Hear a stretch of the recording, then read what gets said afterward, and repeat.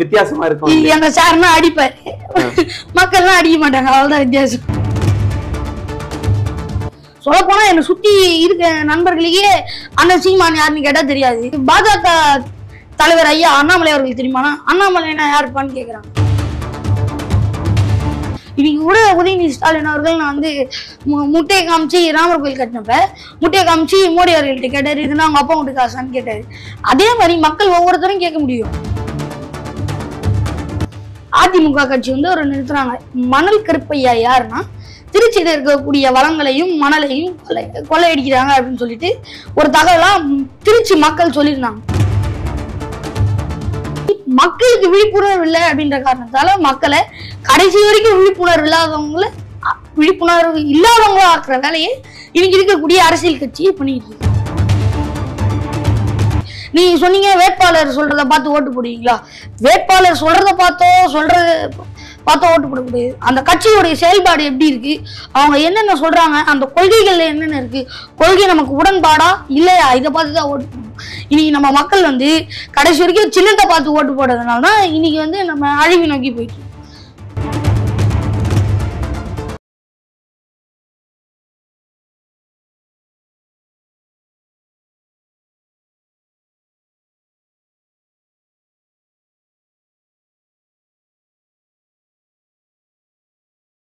வணக்கம். ஒரு வருடத்திற்கு முன்பு ஒரு சிறுவனை நான் உங்களுக்கு முன்பு இன்ட்ரோடியூஸ் செய்தேன். இன்னைக்கு வளர்ந்து ஆலைமரமாக நின்று கொண்டிருக்கிறார். எந்த அளவில் ஒரு ஊடகத்தில் ஒரு சிறுவன் வந்து வேலை பார்த்தாரோ, எந்த அளவில் பல்வேறு மக்கள், உங்களில் பல்வேறு நபர்கள் அந்த குழந்தையை பாராட்டி இந்த நிலை கொண்டு வந்தீர்களோ, அதே சிறுவனுடைய ஒரு புது பக்கத்தை, அதே சிறுவனுடைய ஒரு புதிய பக்கத்தை நான் பார்த்திருக்கிறேன். அரசியல் பக்கம், அதாவது மேடை பேச்சுகள், அரசியல் கட்சிகளுக்கு பிரச்சாரம் செய்வது, இது போன்ற பல்வேறு விஷயம். அந்த வீடியோக்களை பார்க்கும்போது கீழே கமெண்ட்களில் அந்த சிறுவனுக்கு எதிராக பல்வேறு கமெண்ட்ஸ்களையும் பார்த்தேன். ஸ்கூலுக்கு போடா தம்பி, படிக்க பழைக்கூடா தம்பி, அரசியலுக்கெல்லாம் தேவையில்லை, ஏன் அரசியல் பழகக்கூடாது என்கிற கேள்வி, ஏன் ஒரு சிறுவனுக்கு அந்த அரசியல் கத்துக் கொடுக்க கூடாது என்கிற கேள்வி, இந்த நாட்டில் இருக்கக்கூடிய ஒவ்வொரு குழந்தைக்கும் கான்ஸ்டிடியூஷன் என்றால் என்ன, ஜனநாயகம் என்றால் என்ன, உங்களுடைய உரிமைகள் என்றால் என்ன, உங்களுடைய அதிகாரங்கள் என்றால் என்ன என்கிற கேள்வியை நீங்க சொல்லிக் கொடுக்க வேண்டுமா? சொல்லிக் கொடுக்க கூடாது. ஒரு நபர் 18 வயதிற்கு வந்த பின் தான், அந்த ஓட்டுரிமை கிடைத்ததற்கு பின் தான் அந்த சிறுவனுக்கு அனைத்துமே தெரிய வேண்டும் என்று நினைத்தீர்கள்னா அது ஒரு தவறு. ஒரு குழந்தையை நீங்க எப்படி ராமாயணத்தை, மகாபாரத்தை, பைபிளை அல்ல குரானை சொல்லிக் கொடுக்கிறீர்களோ, அதற்கும் மேல ஒரு நல்ல மனிதராக எப்படி வாழ வேண்டும் என்கிற அந்த கருத்தை சொல்லிக் கொடுக்கக்கூடிய ஒரு புஸ்தகம் தான் கான்ஸ்டிடியூஷன். கான்ஸ்டிடியூஷன்ல இருக்கக்கூடிய பல்வேறு விஷயங்கள் உங்களுக்கு தெரிஞ்சால் மட்டும்தான் ஒரு நல்ல குடிமகனாக ஒரு நாட்டில் நீங்க வாழ முடியும். ஸ்டாலின் பாரதி, வணக்கம். வணக்கம் ஐயா. ஒரு வருடம் பல்வேறு ஏற்றங்கள், பல்வேறு தாழ்வுகள், இது எல்லாத்தையும் தாண்டி இன்னைக்கு ஒரு அரசியல் கட்சிக்காக பிரச்சாரத்தில் இறங்கி இருக்கீங்க. நாம் தமிழர் என்கிற ஒரு அரசியல் கட்சி. உங்களுடைய பள்ளி வாழ்க்கை வேறு, உங்களுடைய யூடியூப் வாழ்க்கை வேறு, அண்ட் இப்போ மேடை வாழ்க்கை. மேடை நீங்க ஏற்கனவே பேசணும், இன்னைக்கு ஒரு அரசியல் கட்சிக்காக பேசணும். இந்த அனுபவம் எப்படி இருந்தது? அதாவது ஐயா, ஒரு அரசியல் கட்சியுடைய கொள்கை வந்து நம்மளுக்கு தெரிஞ்சுக்க முடியும். இப்போ ஒரு அரசியல் கட்சியிலேருந்து இன்னொரு அரசியல் கட்சி நம்ம பேசுறோம்னா, அந்த அரசியல் கட்சி என்னென்ன ஊழல் பண்ணியிருக்கு, இந்த அரசியல் கட்சி என்னென்ன ஊழல் பண்ணியிருக்கு, இல்லை அவங்க என்ன நல்லது பண்ணியிருக்காங்க, இவங்க என்ன நல்லது பண்ணியிருக்காங்க, இது போன்ற அனைத்து விடயங்களையுமே நம்மளால தெரிஞ்சுக்க முடியும். அது மட்டும் இல்லாமல் அனுபவங்கிறது ரொம்ப பெருசு இல்லைங்களா? அது ஒவ்வொருடைய அரசியல் கட்சி தலைவர்களிடமும் அது ரொம்ப அதிகமாக இருக்கும். அடி உதைகள் அதிகமா இருக்கும். இப்ப சொல்ல போனா ஐயா சீமான் அவர்கள் கூட நிறைய இப்ப நடுவுல சின்னத்தை பிடுங்கி நிறைய வேலைகள் செஞ்சாங்க. அப்படி இருக்கும்போது அந்த வலிகள், வேதனைகள் நிறைய கட்சிகள் அந்த மாதிரி நடந்திருக்கு. அது போல அந்த வலிகள், வேதனைகள் எல்லாம் தெரிஞ்சுக்கணும். ஒரு அரசியல் கட்சியுடைய கொள்கைகளை பத்தி உங்களால புரிஞ்சு கொள்ள முடியும்னு சொல்றீங்க, சரி. ஆனால் ஒரு அரசியல் கட்சியுடைய கொள்கையும் தாண்டி உங்களுடைய அதிகாரங்களை பத்தியும் உங்களுக்கு தெரிய வருதா இல்லையா? ஒரு தலைவர்னா என்னென்ன பண்ணுவாரு, ஒரு முதலமைச்சர்னா என்னென்ன பண்ணுவாரு, நமக்கான உரிமைகள்னா என்னென்ன, இது போல நிறைய விடயங்கள் வந்து ஒரு அரசியல் கட்சி அப்படின்றதுக்குள்ள போனோம்னா நம்மளுக்கு தெரிய வரும். மேடையில ஏறி பேசும்போது அங்க நூற்றுக்கணக்கான ஆட்கள், லைட்ஸ், மை, கட்சிக்காரங்க, காலத்துல அந்த துண்டெல்லாம் போட்டுட்டு. உங்களுடைய வாழ்க்கை அப்படி கிடையாது. நீங்க ஒரு ஸ்கூல்ல இருந்து போறீங்க, யூனிஃபார்ம், ஒரு ஆர்கனைஸ்டான வாழ்க்கை. பெல் அடிச்ச உடனே டிஃபன் பாக்ஸ் திறந்து சாப்பிடுறது, பெல் அடிச்ச உடனே மேத்தமெட்டிக் கிளாஸ் இன்னைக்கு, சயின்ஸ் கிளாஸ் இன்னைக்கு, இந்த மாதிரி போறது. ஒரு ஒழுக்கமான வாழ்க்கையிலிருந்து வெளியில வந்து இரவு நேரங்களில் இந்த மாதிரி மேடை பேச்சுகளில் பேசும்போது அங்க பாத்தீங்கன்னா மியூசியம் இருக்கும், அப்படியே ரொம்ப ஸ்ட்ராங்கா காலத்துல செயின் எல்லாம் போட்டு நிற்பாங்க, மக்களும் கைத்தட்டி உங்களை பாராட்டுவாங்க. அந்த ஃபர்ஸ்ட் அந்த மேடையை பார்க்கும்போது, அங்க போய் பேசும்போது, மைக் பிடிச்சும்போது எல்லாரும் மனிதர்கள் தானே, அதுல என்ன ஐயா பயந்து? நீங்க சொன்ன மாதிரி எல்லாம் நிறைய பேர் ஊர்ல இருந்து ஒரு அரசியல் மேடையில பேசுறது வித்தியாசமா இருக்கும். எங்க சார்னா அடிப்பாரு, மக்கள்லாம் அடிக்க மாட்டாங்க, அவ்வளவுதான் வித்தியாசம். ஸ்கூல்ல பள்ளிகள்னா திருத்துவாங்க, இதுனா இதுடா தெளிவான பார்வையை சொல்லி கொடுப்பாங்க. ஆனா அரசியல் கட்சிகள்ல மக்கள் பாராட்டுவாங்க, கருத்துனாலும் எதுவும் சொல்ல மாட்டாங்க, கை தட்டுவாங்க. அதெல்லாம் பேசிட்டு போயிடலாமே, ஸ்கூல் வேற அது சுலபமாச்சு. ஸ்டாலின் இந்த மாதிரி மேடைகள்ல பேசும்போது, அரசியல் கட்சிக்கு பிரச்சாரத்தில் இறங்கும் போது உங்களுடைய கருத்துக்களும் ஒரு சில இடங்கள்ல மீறி உங்களால பேசுறதுக்கு ஒரு சில விஷயங்களை சொல்லி கொடுப்பாங்க. இன்னும் எங்களுடைய பாலிசி இதுதான், எங்களுடைய கருத்துக்கள் இதுதான், எங்களுடைய கொள்கை இதுதான், இதை பேசுங்க. அந்த கருத்து உங்களுடைய கருத்தை விட மாறி இருக்கும் போது அதை நீங்க எப்படி ஏற்றுக்கொண்டீங்க? இல்ல உங்களுடைய கருத்து அதோட போச்சுன்னா ஓகே, பட் எதிரா இருந்தால்? நான் ரொம்ப எதிராக இல்லைங்க ஐயா. நான் முதல்ல பேசிட்டு இருந்தது வந்து நாம் தமிழர் கட்சிக்காகலாம் பேசல. நான் பாட்டு தமிழ் மக்களுக்கு எது நல்லதோ அதை பத்தி தான் பேசிட்டு இருந்தேன். தமிழர் மக்கள் நலம் பேசிட்டு இருந்தேன். நான் இலக்கியங்கள் நடுவில் மறைக்கப்பட்டன, மக்களுக்கு தெரியாம அதை அழிக்கப்பட்டன, ஒழிக்கப்பட்டன. அப்படி இருக்கும்போது தமிழ் மக்களுடைய நலனையும் பேசினேன். அப்படி பேசும்போது நிறைய பண்ணிட்டு இருந்தபோது சும்மா வந்து நாம் தமிழர் கட்சி வந்து நல்லா போயிட்டு இருந்தாங்க. ஒரு அரசியல் பாறையில நான் பேசுவேன், எந்த கட்சியில வந்து நல்லா உங்களை எப்படி அப்ரோச் பண்ணாங்க?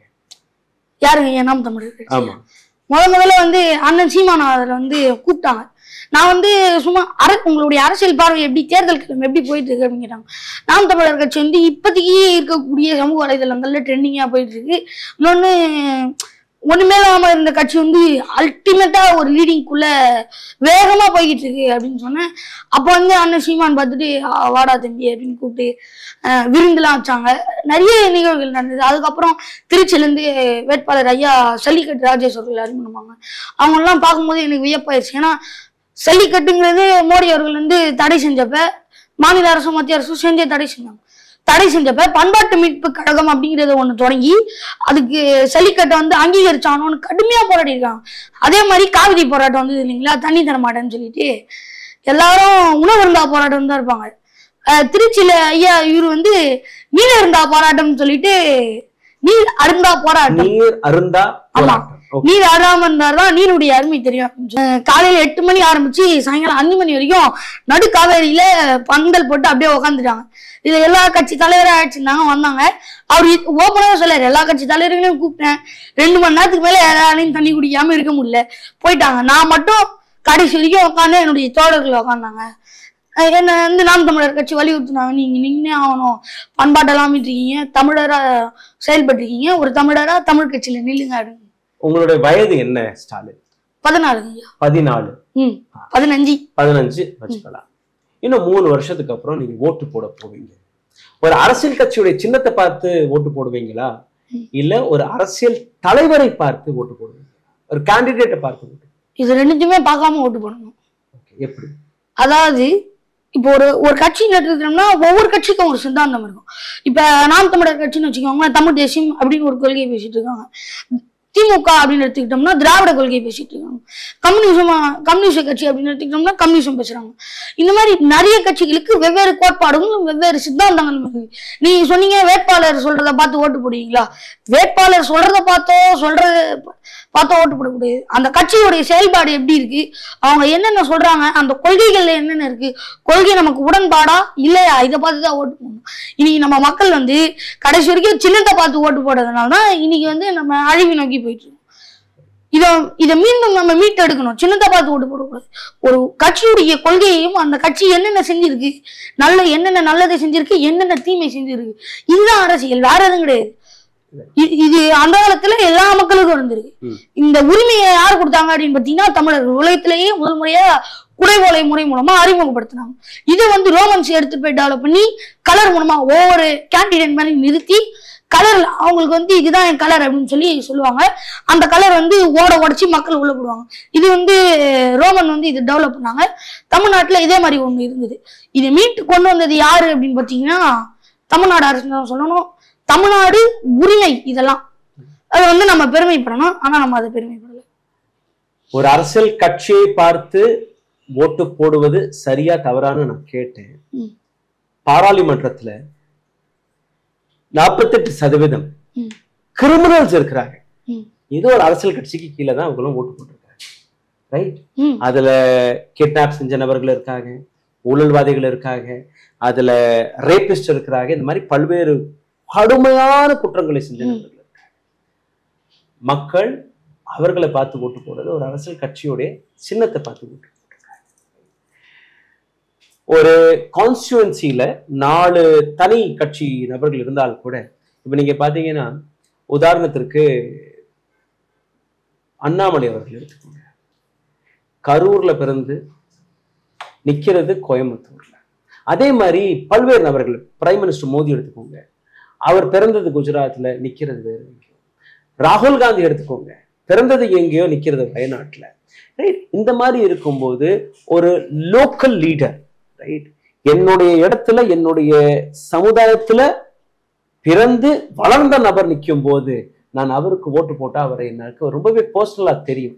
டெய்லி வருவார். எனக்கு வந்து என் வீட்டுல ஒரு காது குத்து ஃபங்க்ஷனா இருக்கட்டும், என் வீட்டுல ஒரு திருமணமாக இருக்கட்டும், எதுவா இருந்தாலுமே என்னைய சுத்தி இருக்கக்கூடிய நபரா இருந்தால் அந்த நபர் ஊழல்வாதியா, அந்த நபர் மீது வழக்குகள் இருக்கா, அந்த நபர் நான் கூப்பிடுறதுக்கு வருவாரா, என் குழந்தைக்கு அட்மிஷன் வாங்குவதற்கு பணம் வாங்காம அட்மிஷனுக்கான வேலைகளை பார்ப்பாரா, என் இடத்துல வந்து ஒரு மின்சார பிரச்சனை இருக்கு, தண்ணீர் பிரச்சனை இருக்கு, ரோடு பிரச்சனை இருக்கு, ஸ்கூல் பிரச்சனை இருக்கு, ஹாஸ்பிட்டல் பிரச்சனை இருக்கு, அது செஞ்சு கொடுப்பாரா இல்லையா என்கிற விஷயம் எனக்கு அந்த கேண்டிடேட்டை நல்லா தெரிஞ்சால் மட்டும்தான் அவர் செய்வார். யாராக இருந்தாலும் அந்த கேண்டிடேட்டுடைய பேக்ரவுண்ட் செக் செய்யாமல் உங்களுடைய கட்சி நோக்க கொள்கை எப்படியா கூட இருக்கலாம், பட் என்னுடைய இடத்துல என்னுடைய கான்ஸ்டியூன்சில நிக்கக்கூடிய நபர் ஒரு கொலைகாரனா இருந்து என்னுடைய கட்சி அதை நிறுத்தி இருந்தால் ஐ will not vote for that person. நான் அந்த நபருக்கு ஓட்டு போட மாட்டேன். பிகாஸ் அவர் வந்து கொலைகாரர். ஊழல்வாதியை நிறுத்தினீங்கன்னா I will not vote for it. நீங்க பண்றீங்க, இந்த மக்கள் பண்றாங்க, அது புரிஞ்சுக்கணும் மக்கள். அதுக்குதான் வந்து திருச்சியில மணல் கருப்பையான்னு சொல்லுவாங்க. அவர் பேரே மணல் கருப்பையா. ஏன்னா அதிமுக கட்சி வந்து அவர் நிறுத்துறாங்க. மணல் கருப்பையா யாருன்னா திருச்சியில இருக்கக்கூடிய வளங்களையும் மணலையும் கொள்ளையடிக்கிறாங்க அப்படின்னு சொல்லிட்டு ஒரு தகவலா திருச்சி மக்கள் சொல்லியிருந்தாங்க. அப்ப அவருக்கு பேரு பட்ட பேரே மணல் அப்படின்னு இருக்கு. இத மக்கள் உணராம மறுபடியும் அவருக்கு தான் ஓட்டு போடுறாங்க. That is what. So மக்கள் வந்து இதை உணரணும். ஒரு வேட்பாளரை நீங்க பார்க்கும்போது உங்களுடைய தொகுதியில நிக்கக்கூடிய 5, 6, 10 எத்தனை வேட்பாளர். அதே மாதிரி இல்லாம ஒரு கட்சி வந்து ஒரு வேட்புமனு தாக்கல் பண்றாங்கன்னு வைங்களேன், அது சாத்தியமா இல்லையான்னு பார்க்கணும். அது சாத்தியமாகுமா? இன்னைக்கு கூட நிறைய வேட்புமனு தாக்கல் பண்ணிடுவாங்க. நான் ஒரு ரோட்ல போயிட்டு இருந்தேன், சொல்றாங்க ஒரு கட்சி சொல்லுது நாங்கள் வந்தால் சட்டமா ஆக்கிடுவாங்களாம். அது எதையோ ஒழிக்கிறது ஏதோ சொன்னாங்க. சொல்லிட்டு அந்த திட்டத்தை வந்து நாங்க சட்டமாக்கிடுவோம். அத எனக்கு ஒரே கேள்வி கிடையாது, இது எப்படி சட்டமாக்க முடியும்? ஒரு திட்டம்னா ஒரு திட்டத்தை எடுத்துட்டு வர முடியும், அதை எப்படி சட்டமாக்க முடியும்னு எனக்கு கேள்வி வந்து. இந்த மாதிரி மக்களுக்கு விழிப்புணர்வு இல்லை அப்படின்ற காரணத்தால மக்களை கடைசி வரைக்கும் விழிப்புணர்வு இல்லாதவங்களா ஆக்குற வேலையை இன்னைக்கு இருக்கக்கூடிய அரசியல் கட்சியை பண்ணிட்டு இருக்கு. ஏன் அரசியலை பழகணும்? அதாவது உங்க வயசுல 14-15 வயசு கொஞ்சம் ஓரளவு இன்னும் 2-3 வருஷத்துல நீங்க வந்து ஓட்டு போட போவீங்க. சோ ஏன் அரசியல் இவ்வளவு முக்கியம்? அரசியல்ங்கிறது சொல்ல போனா ஒரு கல்விதான் அரசியல். இவ்வளவு நாள் நம்ம சொல்லியிருந்தோம் அரசியல்னா வந்து சாக்கடை. நிறைய பேர் சொல்லுவாங்க அரசியல் வந்து சாக்கடை. அரசியல்லாம் வந்து ஒரு சாக்கடை கிடையாது, அது ஒரு கல்விதான்.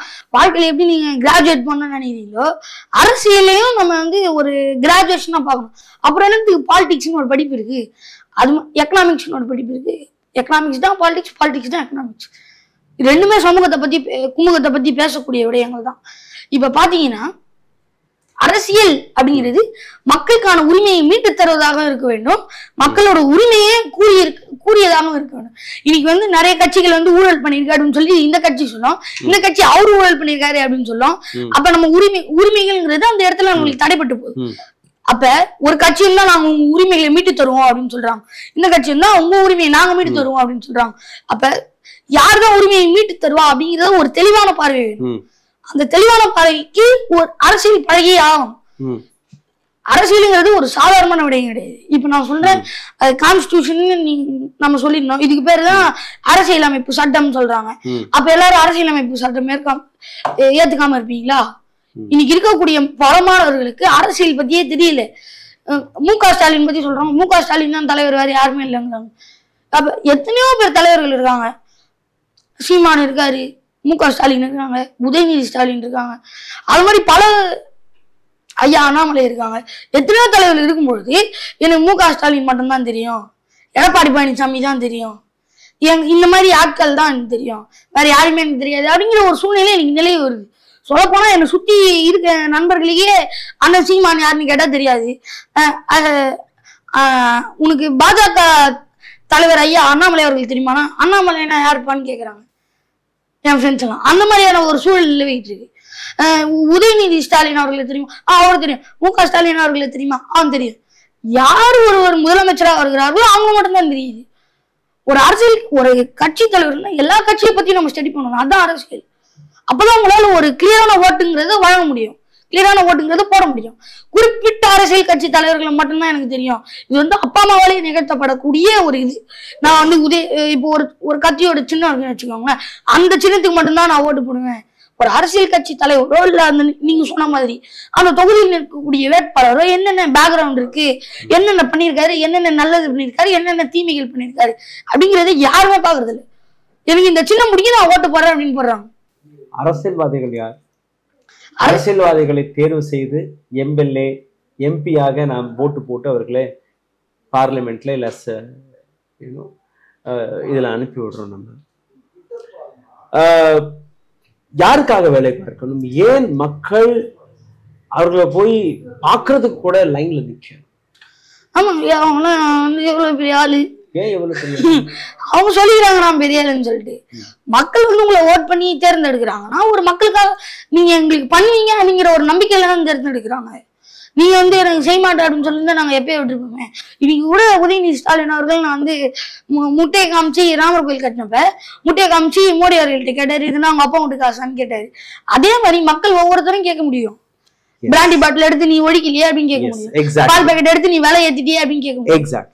ஆனா அப்ப மக்களுடைய மக்களா இருக்க நீங்க ஒரு மக்கள் தான் அரசாங்கம், மக்கள் தான் அரசியல்வாதிகளே. மக்கள் தேர்வு செய்யக்கூடிய ஒரு சில நபர்கள் தான் அரசியல்வாதிகள், மக்கள் தான் அரசாங்கம், மக்கள் தான் ராஜா, அரசியல்வாதிகள் ராஜா கிடையாது. இங்க அரசியல்வாதிகள் தான் ராஜா, மக்கள் தன்னை நினைச்சுக்கிறது. ஏன்னா மக்கள் தன்னுடைய உரிமைகளை இன்னும் புரிஞ்சுக்கல, தன்னுடைய அதிகாரங்களை இன்னும் புரிஞ்சுக்கல. தொடக்கத்திலே நான் கூறியது அதே விஷயம்தான். மக்கள் தன்னுடைய அதிகாரங்களை புரிந்து கொள்வதற்காகவும் தன்னுடைய அதிகாரங்களை ஒரு அரசாங்கத்திற்கு அரசியல் தலைவருக்கு முன்பு எடுத்து வைப்பதற்கு நீங்க புரிஞ்சு கொள்ளக்கூடிய முதல் புஸ்தகம் கான்ஸ்டிடியூஷனாக இருக்கு. ஸ்டாலின் பாரதி மட்டுமல்ல, இந்த வீடியோவை பார்க்கக்கூடிய பல்வேறு குழந்தைகள், பெற்றோர்கள், இன்டர்நெட் உங்கள்ட்ட இருக்கு, டச் போன் உங்கள்ட்ட இருக்கு, தயவு செய்து கான்ஸ்டிடியூஷனை படிக்க ஆரம்பிங்க. குழந்தை 5 வயசா இருந்தாலும் பரவாயில்ல, ஒரு 6 வயதா இருந்தாலும் பரவாயில்லை. எப்படி நீங்க ரைம்ஸை சொல்லி கொடுக்குறீங்களோ அதே மாதிரி சின்ன சின்ன ஸ்டோரி கலா, குட்டி குட்டி கதைகள் போன்று கான்ஸ்டிடியூஷனை நீங்க சொல்லிக் கொடுக்க ஆரம்பிச்சீங்கன்னா ஒரு 10 வயது 15 வயது தம்பி வளரும் போது நம்மளை சுற்றி இருக்கக்கூடிய நாடுகள் என்ன, நம்மளோட உரிமைகள் என்ன, எத்தனை ஸ்டேட்ஸ் இந்தியாவில் இருக்கு, எத்தனை மொழிகள் இந்தியாவில் இருக்கு, எத்தனை ஜாதிகள் இருக்கு, எத்தனை பேருக்கு எந்த விதமான சட்டங்கள் இருக்கு, உங்களுடைய உரிமைகள் என்ன, எல்லாமே உங்களால கற்றுக்க முடியும். இது எல்லாம் தான் அரசியலை ஒழிய அரசியல் கட்சியோ அரசியல் கட்சியோட கொள்கைகளோ அரசியல் கிடையாது. Thank you so much. நன்றி. தேங்க்யூ.